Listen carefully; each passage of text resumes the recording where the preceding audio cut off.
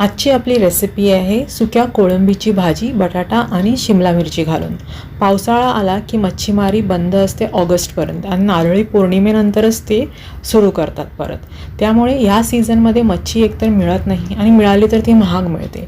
तेव्हा आपण हे साठवलेले जे सुक्या मच्छी आहेत ते आपण वापरतो। हीच आपली आजची रेसिपी आहे सुक्या कोळंबीची भाजी बटाटा आणि शिमला मिरची घालून। तर जाणून घेऊया कशी बनवायची आहे ही रेसिपी। मी सुजाता मामाई रेसिपीमध्ये तुमचं स्वागत करते। अशाच टेस्टी आणि होममेड रेसिपी करता मामाई रेसिपीला सबस्क्राईब करा आणि बाजूला असलेला बेल आयकॉन प्रेस करायला विसरू नका। प्रथम आपल्याला एका पॅनमध्ये 2 चमचे तेल घालायचं आहे आणि तेल गरम झालं की आपल्याला याच्यात 2 बारीक चिरलेले कांदे घालून घ्यायचे। कांदा थोडासा सॉफ्ट झाला की आपण याच्यामध्ये आलं आणि लसूणची पेस्ट घालणार आहोत आणि हे आपल्याला आता परतून घ्यायचं आहे जेव्हापर्यंत या दोघांचा कच्चा वास जात नाही तेव्हापर्यंत।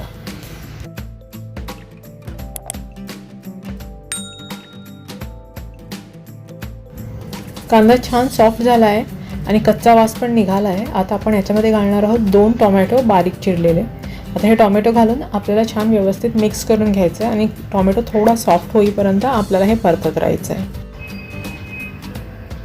टोमॅटो सॉफ्ट झाला आहे।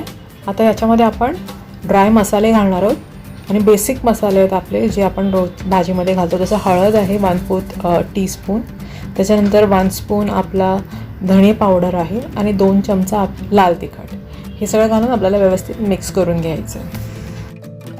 तुम्हाला समज टोमॅटो नाही वापरायचा आहे तर तुम्ही कोकम पण वापरू शकता, पण कोकम मग नंतर थोड्या उशिरा घालायचा, म्हणजे तुमची भाजी जेव्हा ऑलमोस्ट 75-80% झाली असेल तयार तर त्याच्यानंतर कोकम घालायचा। टोमॅटो आणि कांदा व्यवस्थित एकजीव झाला आहे मसाल्यांबरोबर, तर आपण आता याच्यामध्ये घालून घेणार आहोत 1 बटाटा। कच्चा बटाटा आहे, बारीक फोडी करून घेतले आहेत, ते ॲड करून घेऊया।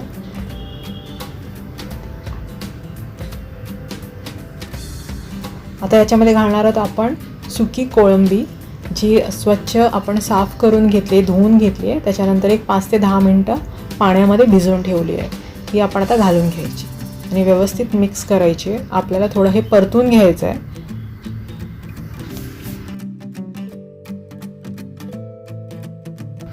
जसं आता मी या कोळंबीबरोबर बटाटा आणि शिमला मिरची घातली आहे, तशी तुम्ही याच्यामध्ये वांगी आणि शिमला मिरची पण घालू शकतात, बटाटा वांगी पण करू शकतात।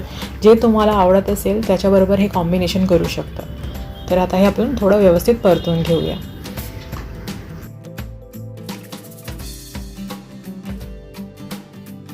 एक 5 मिनटं आपल्याला पाणी न घालता परतून घ्यायचं आहे आणि एकदा व्यवस्थित परतलं की आपण याच्यामध्ये घालणार आहोत शिमला मिरची बारीक तुकडे करून घेतले, ते घालायचं आणि मिक्स करून घ्यायचं आहे। हे पण आता आपल्याला एक 2 मिनटं परतायचं आहे। आता याच्यात आपल्याला चवीप्रमाणे मीठ घालायचं आहे आणि परत एकदा मिक्स करून घ्यायचं आहे।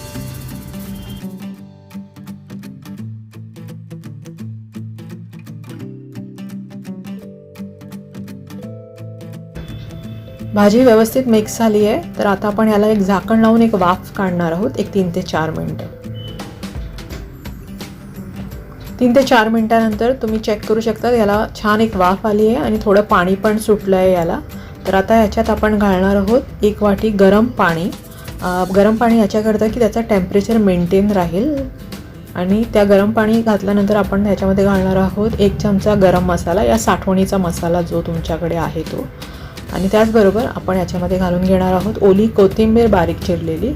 सगळं एकदा व्यवस्थित मिक्स करायचं आणि मग परत झाकण लावून आपल्याला हे 10 मिनटं शिजवून घ्यायचं आहे, जेणेकरून सगळी भाजी आपली व्यवस्थित शिजली जाईल।